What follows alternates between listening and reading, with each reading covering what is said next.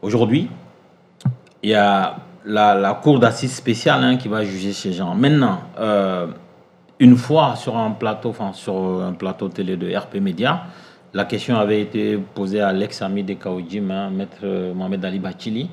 Il nous a fait des révélations. Après, le poids de ces révélations, je ne sais pas, je vais les partager avec vous. Il a dit qu'en fait, il n'y a pas de facturation avion présidentiel qui existe. Ce qui existe, il y a une facturation d'achat d'armement d'une enveloppe de 100 milliards de francs CFA.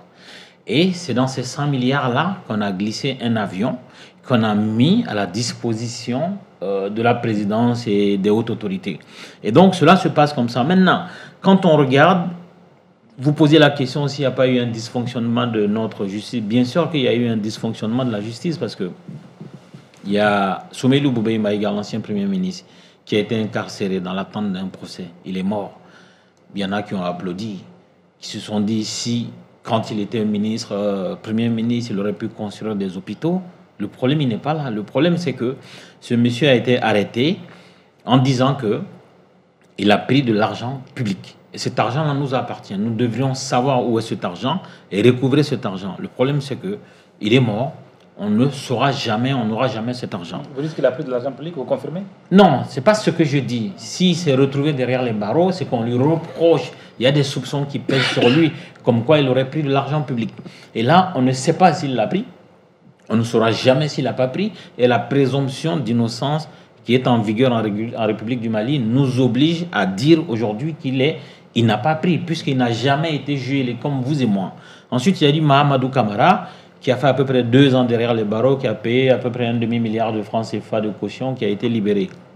Chose que Mme Philippe Boiré a refusé de payer. Donc, moi, je pense que, je ne sais pas comment le procès va se passer. Des procès au Mali, il y en a eu très peu. Le seul véritable procès dont je me rappelle, c'est le procès de Moussa Traoré pour crime de sang, crime économique. Et après, il y a eu un flottement. Il y a eu Ibandiaï qui a été, parce que lui, il avait affaire au magistrat.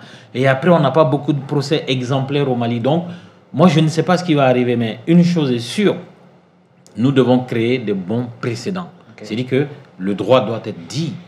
S'il n'y a rien à reprocher à quelqu'un, il faut que la personne rentre chez elle. Et si c'est le cas de Philippe Boiré, il va falloir la réparer parce que la pauvre dame, elle a passé 3 ans derrière les barreaux sans procès.